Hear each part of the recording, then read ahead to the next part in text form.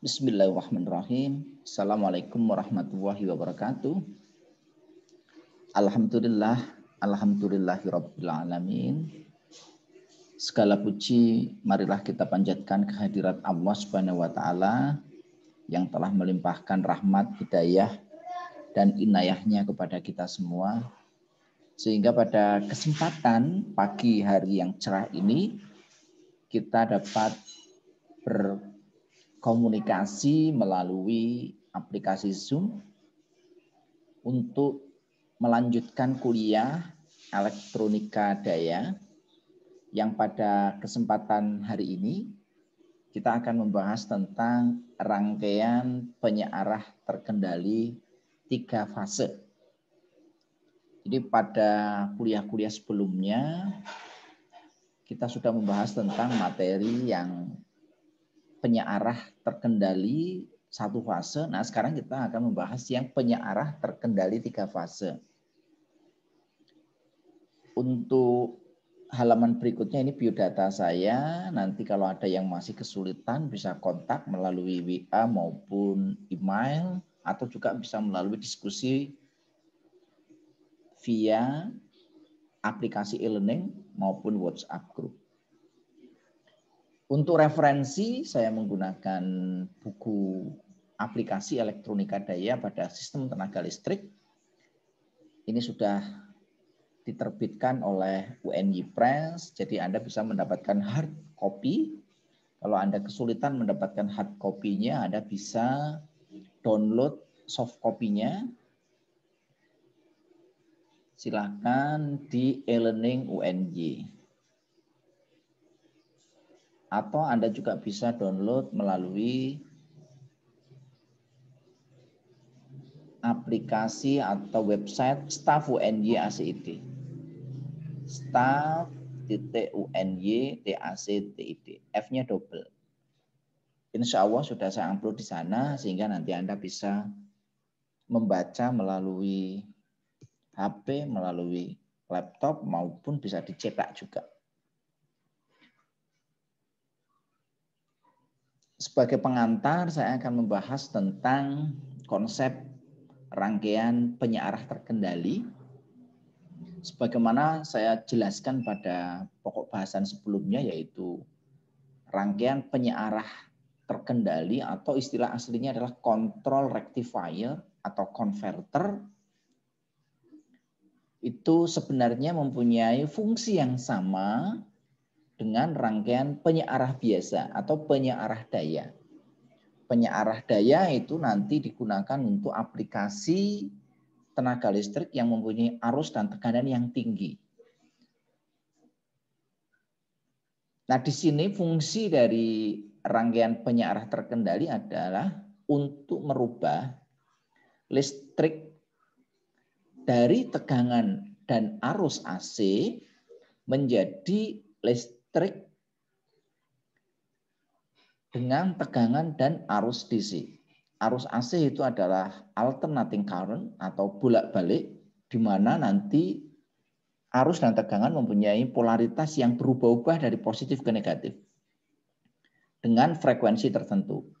Sedangkan listrik DC itu adalah suatu energi listrik yang mempunyai bentuk gelombang, tegangan, dan arus, itu dia searah. Positif saja atau negatif saja.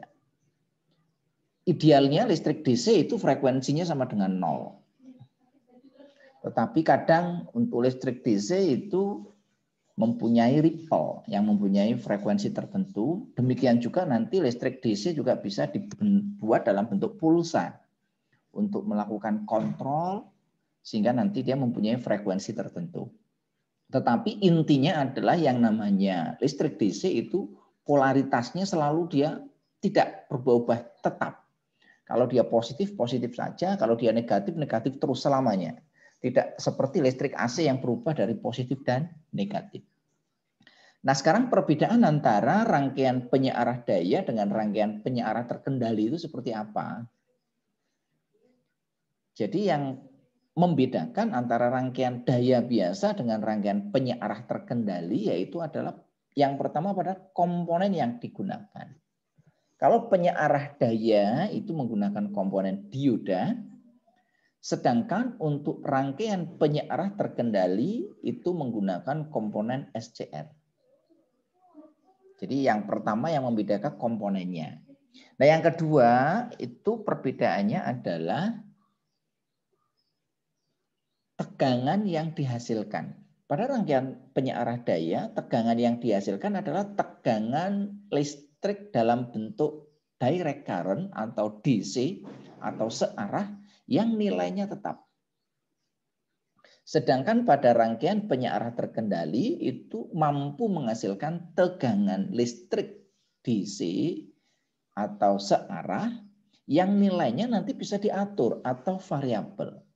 Nah ini perbedaan antara penyearah daya biasa dan penyearah daya terkendali.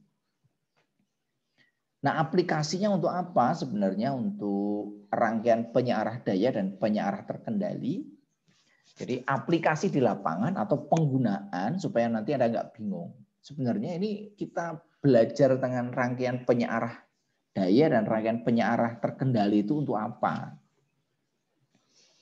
Jadi aplikasi rangkaian penyearah terkendali ya termasuk penyearah daya dalam peralatan listrik dan elektronika itu ya mirip ya. Penggunaannya sama, bedanya tadi kalau penyearah daya itu tegangannya konstan, kalau penyearah terkendali bisa kita atur berapa nilainya. Walaupun sebenarnya penyearah daya pun nanti bisa kita tambahkan rangkaian regulator.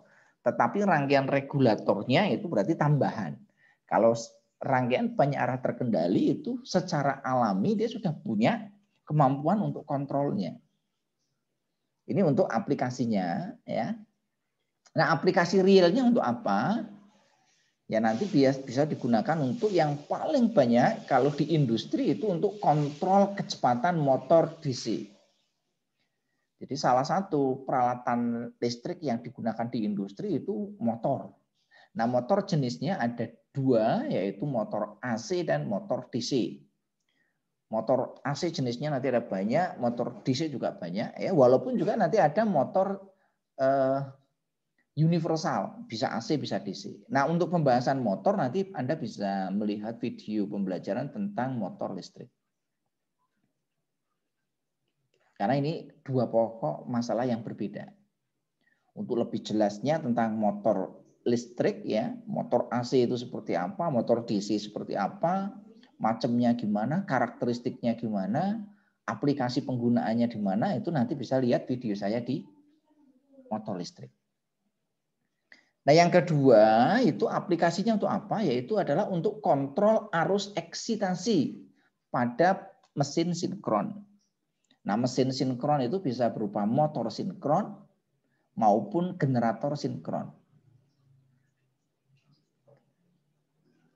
Mesin sinkron itu membutuhkan eksitasi. Jadi mesin sinkron itu adalah sebuah mesin. Ya, mesin itu di sini bicaranya bisa menjadi motor listrik ataupun generator listrik.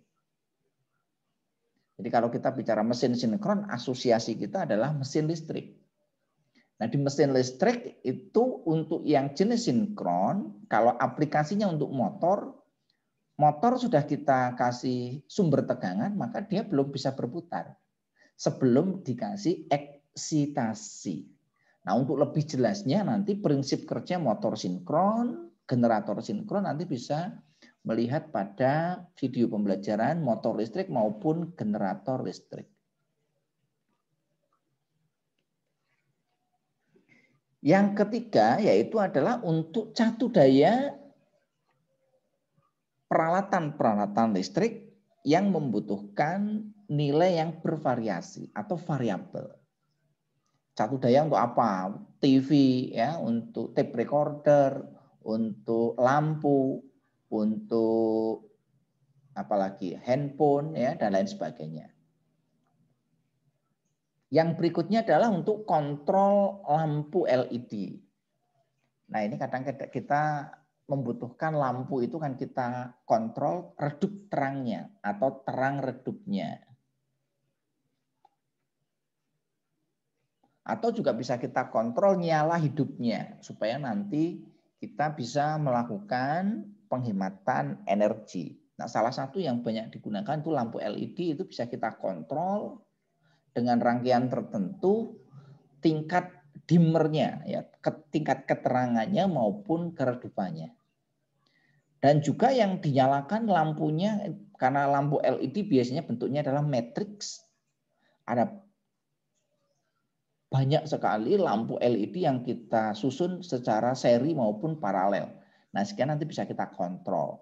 Ini lampu LED banyak digunakan juga untuk papan-papan iklan, papan reklame, papan pengumuman. Itu juga nanti bisa kita kontrol dengan menggunakan rangkaian penyiar terkendali. Juga sebenarnya tidak cuma LED, tapi juga LCD. Ya, teknologi LCD dan LED sekarang yang lebih banyak memang LED. Yang berikutnya adalah catu daya peralatan komunikasi seperti HP, komputer, pesawat komunikasi lain, HT. Terus untuk peralatan-peralatan listrik yang membutuhkan catu daya DC, bukan AC. Kalau yang kipas angin kan membutuhkan catu dayanya AC, ya makanya nggak perlu untuk rangkaian ini. Tapi laptop, HP, terus untuk TV, ya, terus untuk komputer itu DC. Walaupun sumbernya AC, nanti kita rubah menjadi DC. Yang berikutnya adalah untuk catu daya DC yang berkualitas tinggi yang mampu menyesuaikan dengan perubahan beban. Nah, ini salah satu aplikasi supaya nanti kalau ada beban berubah, ini contohnya nanti di generator untuk AVR, Automatic Voltage Controller, yaitu pengaturan eksitasi medan pada mesin sinkron. Kalau bebannya berubah-ubah, maka tegangannya nanti akan berubah. Supaya nanti tegangannya konstan, maka ini harus dikontrol eksitasinya mengikuti perubahan beban. Ini sudah dilengkapi nanti dengan sistem cerdas, expert system. Sudah dilengkapi dengan artificial intelligence. Bagaimana nanti mempertahankan tegangan supaya konstan. Nah, sekarang kita masuk pada konsepnya, ya. Apa yang dimaksud dengan rangkaian penyarah terkendali secara umum, ya, dari berbagai sumber buku yang sudah kita kaji, yang namanya penyarah terkendali itu seringkali dikenal dengan istilah konverter. Yang paling populer itu adalah control rectifier. Kalau penyearah biasa itu rectifier, tapi kalau penyearah terkendali itu terkenalnya dengan istilah control rectifier. Atau orang nyebutnya konverter. Apa yang dimaksud dengan rangkaian penyiar terkendali ini? Yaitu adalah sebuah rangkaian elektronika daya. Jadi di sini yang kita bahas itu elektronika daya, penekanan kita di power electronics. Yang dapat mengubah sumber tegangan listrik dalam bentuk AC menjadi sumber tegangan listrik, ya, dalam bentuk DC atau searah. Yang tegangan keluarannya nanti dapat diatur. Nah, ini adalah untuk definisinya. Nah, sekarang sumbernya dari mana? Kita tahu yang namanya listrik itu dapat berupa listrik satu fase maupun listrik 3 fase. Nah, untuk rangkaian penyarah terkendali, untuk sumbernya nanti bisa berasal dari 1 maupun 3 fase. Yang berasal dari listrik 1 fase kemarin sudah kita bahas ya di video saya, nanti bisa ditonton ya penjelasan tentang rangkaian penyarah terkendali yang sumbernya 1 fase. Hari ini nanti kita akan fokus untuk yang sumbernya 3 fase. Nah, sekarang kita lihat konsepnya. Konsep dari rangkaian penyarah terkendali 3 fase, yaitu inputnya di sini adalah AC 3 fase, outputnya nanti DC yang nanti bisa kita atur, variabel, sesuai dengan sudut penyulutan. Sudut penyulutan dari apa? Dari SCR, karena komponen yang kita gunakan SCR. Nah, ini adalah satu kelebihan. Nah, untuk sudut penyulutan nanti bisa dikontrol secara manual. Kita bisa kontrol secara manual menggunakan potensiometer, atau bisa kita kontrol secara otomatis Otomatis nanti kita hubungkan dengan sensor. Jadi potensionya kita ganti sensor. Berarti nanti ada sensor, nanti ada controllernya ya, yang untuk mengatur ini supaya tepat. Nanti simulasinya bisa kita dapatkan ya. Jadi untuk kontrol nanti secara otomatiknya. Dan yang berikutnya adalah kontrol terprogram. Nah, yang terprogram bisa nanti pakai PLC, bisa pakai DCS, bisa pakai microcontroller. Misalkan Arduino, atau bisa menggunakan ATmega, bisa menggunakan PIC, bisa menggunakan Motorola, dan lain sebagainya. Ini adalah contoh-contoh untuk implementasinya. Nah, tadi sudah saya bahas komponen utamanya apa, yaitu SCR. Ini adalah untuk SCR yang berdiri sendiri, satu. Nah, ini adalah beberapa SCR ya, yang untuk berdaya besar. Nah, fungsi dari SCR untuk apa? Fungsinya ada 3. Jadi fungsi SCR pada rangkaian elektronika daya, yang pertama fungsinya adalah sebagai saklar atau switching. Saklar kaitannya nanti dengan on-off. Melakukan pemutusan dan penyambungan. Nah, saklarnya jangan dibayangkan saklar manual ya, seperti kita menyalakan lampu, tetapi di sini saklarnya adalah saklar elektronik. Nah, saklar elektronik nanti menggunakan komponen-komponen elektronika yang nanti bisa kita kontrol ya dengan menggunakan pembangkit pulsa atau nanti menggunakan pemicuan. Nah, pemicuannya nanti menggunakan rangkaian pemicu. Nah, untuk rangkaian pemicu sudah kita sampaikan teorinya, termasuk kemarin sudah kita sampaikan simulasinya. Salah satu yang populer menggunakan IC TCA 785. Ini kemarin kita sudah sampaikan ya, gimana cara membuat rangkaian pemicu SCR dengan menggunakan IC TCA 785. Ini IC yang dikeluarkan oleh Siemens. Atau bisa menggunakan IC yang lain, misalkan 555. Timer itu bisa kita gunakan untuk sebagai rangkaian pemicuan dari SCR. Yang kedua adalah fungsinya untuk mengubah atau convert. Nah, yang convert itu dari apa? Dari listrik AC menjadi listrik DC. Dan yang ketiga itu fungsinya adalah untuk kontrol, untuk mengontrol tadi penyulutannya. Kapan SCR ini mau kita on-kan, sehingga nanti penyulutannya bisa kita atur dari 0 sampai 180 derajat. Nah, dengan pengaturan ini nanti tegangan keluaran nanti akan bisa kita kontrol. Tegangan keluaran itu bisa dikontrol melalui pengaturan sudut penyulutan dari SCR atau alfa. Nah, nanti kita simulasikan supaya nanti Anda bisa lebih jelas. Kita lanjutkan sekarang untuk jenis rangkaian penyearah terkendali. Itu kalau dilihat dari sumber masukannya, tadi sudah saya jelaskan ada penyearah terkendali atau konverter 1 fase. Yang kedua adalah konverter 3 fase. Ini berdasarkan masukan. Yang kedua berdasarkan proses penyearahan, itu nanti ada 3. Yang pertama adalah rangkaian konverter atau penyearah terkendali setengah gelombang. Yang kedua rangkaian penyearah terkendali gelombang penuh. Dan yang ketiga adalah rangkaian penyearah terkendali semi konverter. Jadi nanti ada semi itu artinya setengah. Kalau setengah gelombang itu yang dihasilkan hanya yang dikontrol separuh. Tapi kalau yang semi konverter yang dikontrol full, tetapi yang dikontrol separuh. Bedanya apa nanti kita lihat ya. Yang terakhir itu kalau kita lihat dari sisi pembebanannya, itu ada beban yang R resistif dan beban RL atau induktif. Nah, beban RL itu kalau nanti ini digunakan untuk kontrol motor. Motor DC. Nah, motor DC itu kan ada lilitannya. Nah, lilitannya ini yang menyebabkan dia itu bebannya RL.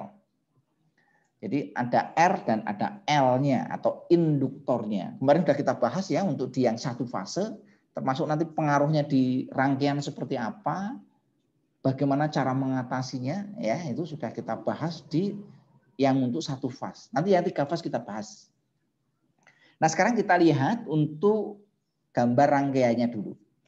Ini adalah gambar rangkaian untuk kontrol rectifier 3 fase setengah gelombang. Jadi kalau setengah gelombang kita menggunakan 3 SCR. Nah, untuk rangkaian 3 fase itu ada 3 macam hubungan.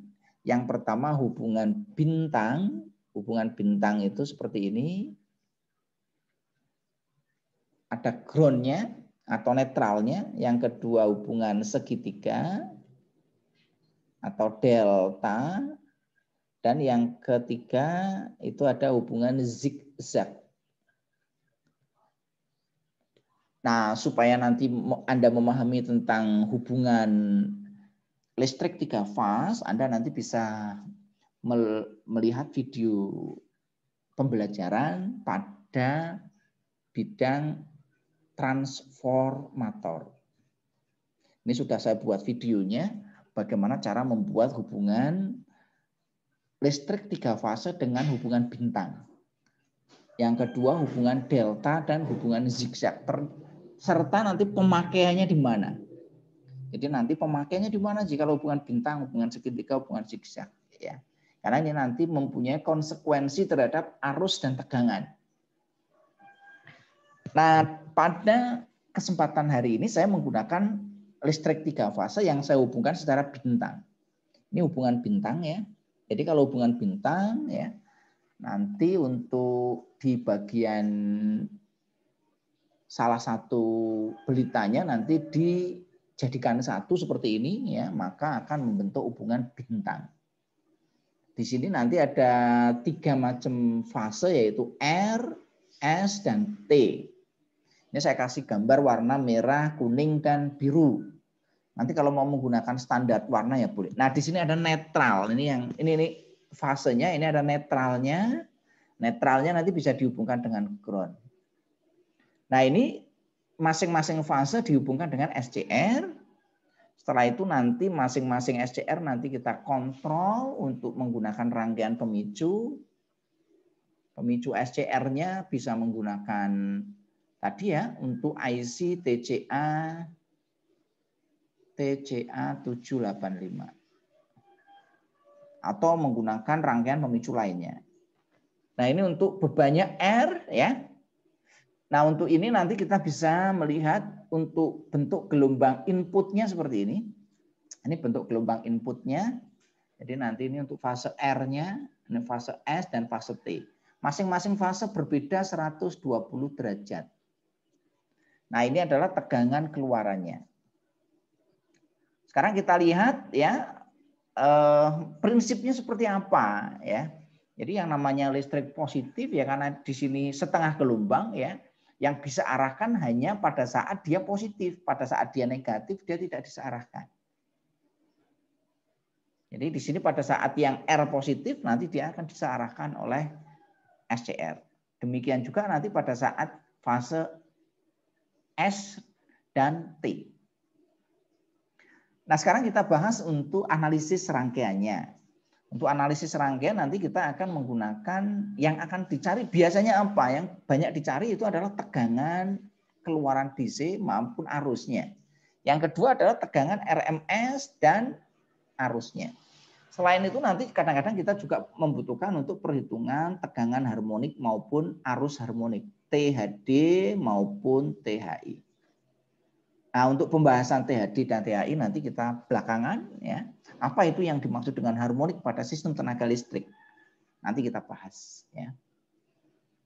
Nah, untuk sudut penyulutan karena di sini ada 3 fase, maka sudut penyulutannya itu untuk rumusnya nanti dibedakan. Untuk operasi konduksi kontinu yaitu antara 0 sampai 30 derajat kita menggunakan rumus pendekatannya ini. Nah, yang kedua kalau sudut pemicuannya antara 30 sampai 150 kita menggunakan pendekatan di sini. Nah, kenapa kita menggunakan pendekatan empirik yang berbeda? Karena ada tadi ya, kita ada 3 fase, masing-masing fase berbeda 120 derajat. Sehingga nanti kalau kita melakukan penyulutan yang berbeda, maka rumus ini nggak bisa berlaku untuk sudut yang lain. Sehingga nanti ini empirik ya, berdasarkan penelitian para ahli yang sudah meneliti tentang hubungan antara tegangan keluaran yang dihasilkan dan sudut penyulutannya. Nah sekarang kalau bebannya RL, nah, kalau tadi bebannya L, kalau sekarang bebannya RL, nah di sini beban RL. Beban RL itu apa toh? Ya motor listrik. Motor listrik karena di sini rangkaian penyiaran terkendali motor listrik DC, bukan AC. Nah prosesnya sama ya. Ini hubungannya tadi ada bintang segitiga. Ini untuk ini yang bintang di sini, ini bintang, ini segitiga. Ini segitiga, ini bintang.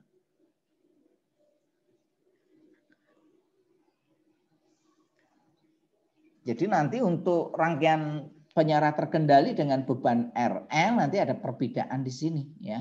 Ini ada kosong di sini sedikit ya.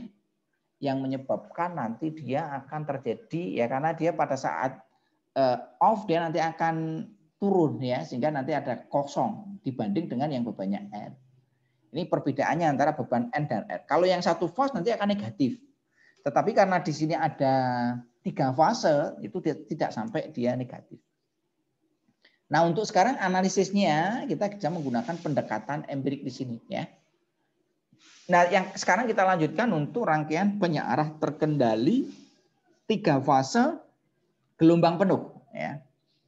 Kalau tadi setengah gelombang cuma pakai 3 SCR, sekarang gelombang penuh. Gelombang penuh pakai 6 SCR. 3 sisi SCR untuk menyiarahkan pada saat gelombang positif, 3 sisi yang sebelah kanan nanti akan menyiarahkan pada gelombang negatif. Nah, kita bisa lihat di sini bentuk gelombangnya seperti apa ya. Jadi karena listrik 3 fase nanti akan berbeda fase 120 derajat sehingga nanti outputnya seperti ini. Ini untuk yang beban R. Sedangkan untuk beban RL hampir mirip dengan yang tadi, ada pergeseran sedikit. Nah, untuk rumusnya agak berbeda analisisnya dalam menghitung berapa sih nilai dari tegangan output ya DC maupun arusnya.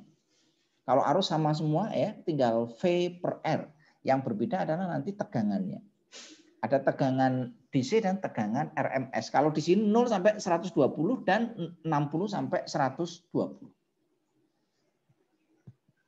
Nah ini kita bisa lihat nanti bentuk gelombangnya nanti seperti apa. Ini adalah input DC-nya, inputnya ya RST atau ABC. Ini RST atau ABC ya.